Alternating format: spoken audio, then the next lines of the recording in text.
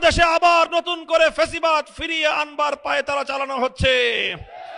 মনে রাখবেন, রক্ত দিয়ে যে জুলাই বিপ্লব হয়েছে, সেই বাংলাদেশে আর কোনোদিন ফ্যাসিবাদ ফিরে আসতে পারবে না ইনশাআল্লাহ।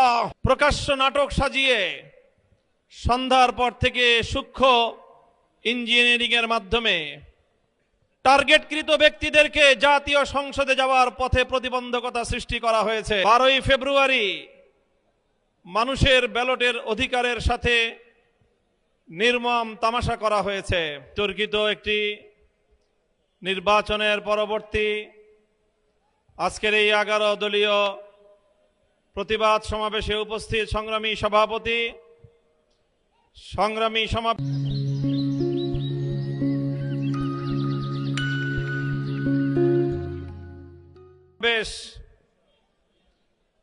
আমরা আশা করেছিলাম বহু রক্ত, জীবন, অনেক অশ্রু আর ঘামের বিনিময়ে অর্জিত জুলাই বিপ্লব পরবর্তী বাংলাদেশের মানুষ তাদের ব্যালটের অধিকার ফিরে পাবে।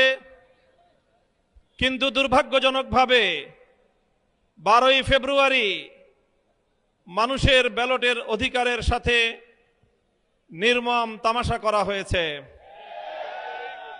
সারাদিন শান্তিপূর্ণ নির্বাচনের প্রকাশ্য নাটক সাজিয়ে সন্ধ্যার পর থেকে সূক্ষ্ম ইঞ্জিনিয়ারিং এর মাধ্যমে টার্গেটকৃত ব্যক্তিদেরকে জাতীয় সংসদে যাওয়ার পথে প্রতিবন্ধকতা সৃষ্টি করা হয়েছে।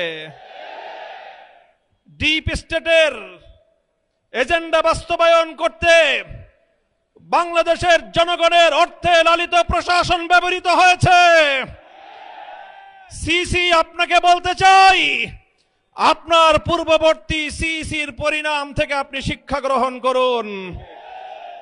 আমরা যে আপত্তি জানিয়েছি, সঠিক তদন্তের মাধ্যমে জনগণের ব্যালটের অধিকার যদি ফিরিয়ে না দেন, বাংলার মানুষ জোর করে তাদের অধিকার কেড়ে নেবে ইনশাআল্লাহ। আপনাদের এই প্রহসনের প্রতিবাদ করার পর গোটা বাংলাদেশ জুড়ে আমাদের 11 দলীয় নির্বাচনী ঐক্যের নেতা কর্মী সমর্থকদের উপর যেই পৈশাচিকতা চালানো হচ্ছে, আমাদের বোনদেরকে ধর্ষণ করা হয়েছে, আমাদের মা বোনদের শ্লীলতাহানি শুধু নয়, তাদেরকে শারীরিকভাবে লাঞ্ছিত করা হয়েছে, আমাদের বাড়ি ঘরে অগ্নিসংযোগ করে বাংলাদেশে আবার নতুন করে ফ্যাসিবাদ ফিরিয়ে আনবার পায়তারা চালানো হচ্ছে। মনে রাখবেন, রক্ত দিয়ে যে জুলাই বিপ্লব হয়েছে, সেই বাংলাদেশে আর কোনোদিন ফ্যাসিবাদ ফিরে আসতে পারবে না ইনশাআল্লাহ। পুরনো ফ্যাসিবাদীদের সাথে সখ্যতা করে বাংলাদেশের রাজনীতিতে যদি তাদেরকে আপনারা প্রবেশ করবার সুযোগ তৈরি করে দিতে চান, যেই পথ ফ্যাসিবাদকে ফিরে আসার জন্য তৈরি করবেন, সেই পথ দিয়ে আপনাদেরকে দিল্লিতে বিতাড়িত করা হবে। তৃতীয় কথা আমাদের পরিষ্কার, শরীফ ওসমান হাদি সহ প্রতিটি হত্যাকাণ্ডের বিচার করতে হবে। জুলাই বিপ্লবের আকাঙ্ক্ষা বাস্তবায়ন করতে হবে। জুলাই স্পিরিট থেকে যদি এক চুল পরিমাণ বাংলাদেশকে বিচ্যুত করার ষড়যন্ত্র করা হয়, জুলাই যোদ্ধারা আবার মাঠে নামবো, আবার মাঠে নামবো, আবার মাঠে নামবো ইনশাআল্লাহ।